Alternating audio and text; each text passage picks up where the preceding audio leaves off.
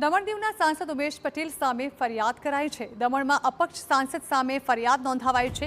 વિવાદિત નિવેદન મુદ્દે સાંસદ સામે એફઆઈઆર દાખલ કરાઈ છે। યુપી બિહારના લોકો સામે વિવાદિત ટિપ્પણી કરવાનો તેમના પર આરોપ છે।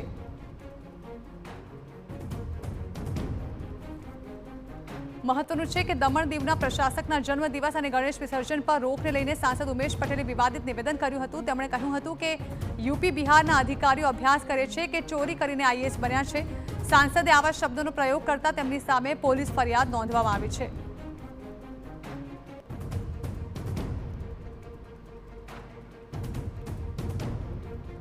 તો દમણમાં સાંસદ સામે જ ફરિયાદ નોંધાવાઈ છે।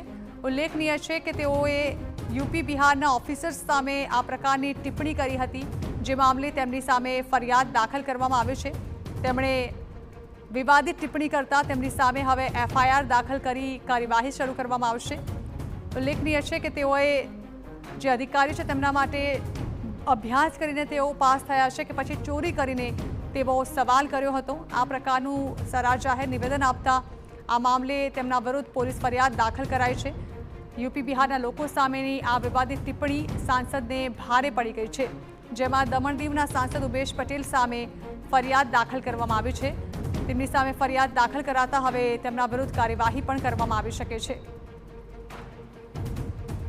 વિવાદિત નિવેદન મુદ્દે સાંસદ સામે એફઆઈઆર કરવામાં આવી, જેમાં યુપી બિહારના લોકો સામે વિવાદિત ટિપ્પણી કરવાનો તેમના સામે આરોપ લાગ્યો છે।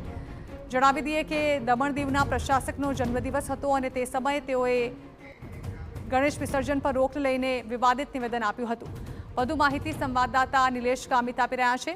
નિલેશ, સાંસદ વિરુદ્ધ એફઆઈઆર દાખલ કરવામાં આવ્યું છે। જાણવા માંગે શું નિવેદન તેમના દ્વારા આપવામાં આવ્યું હતું, ત્યારબાદ અત્યાર સુધી શું કાર્યવાહી કરાઈ છે? ઘટનાક્રમ છે એમાં સાંસદ વિરુદ્ધ ફરિયાદ નોંધાવી એક મોટો ઘટનાક્રમ છે। એમાં જે કંઈક નિવેદનો કર્યા હતા એમાં એ વિરુદ્ધ એ જે કંઈક અપમાનજનક નિવેદનો કરવામાં આવ્યા હતા, જે કે યુપી અને બિહારના જે કંઈક લોકો છે બિલકુલ નિલેશ, આપણે અટકાવવા માંગીશું। આપણી સાથે ખુદ સાંસદ જોડાઈ ગયા છે ઉમેશ પટેલ, તેમની સાથે વાત કરીશું। ઉમેશભાઈ, આપના વિરુદ્ધ ફરિયાદ દાખલ થઈ છે। આપે યુપી બિહારના ઓફિસર્સ સામે એમના વિરુદ્ધ ટિપ્પણી કરી હતી તેવા આક્ષેપ છે આપની સામે, શું પ્રતિક્રિયા આપશો આપ?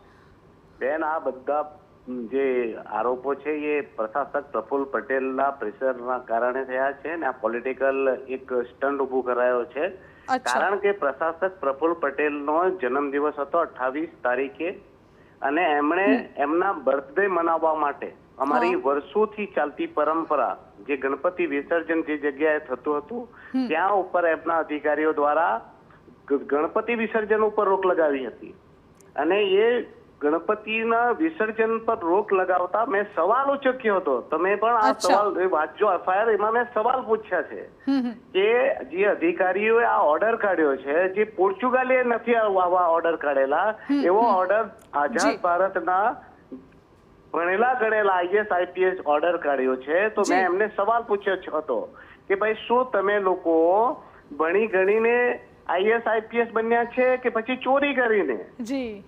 એ સવાલ હતો મારો। બિલકુલ તો હવે એ સવાલને પ્રશાસક પ્રફુલ્લ પટેલ દ્વારા જે તુગલકી ફરમાન અમારા પર થૂકી બેસાડાયું હતું એને બચાવ કરવા માટે આ એક એફઆઈઆર કરાઈ છે અને એક લોકતાંત્રિક પ્રણાલીથી ચૂંટાયેલા પ્રતિનિધિના અવાજને દબાવવાની નાકામ કોશિશ છે। આ એક નહીં, એવી તમારા પર 2-3 એફઆઈઆર કરવાની કોશિશ છે। આપના અવાજને દબાવવાની કોશિશ કરાઈ છે તેવા આક્ષેપ છે। ખૂબ ખૂબ આભાર અમારી સાથે જોડાવા બદલ।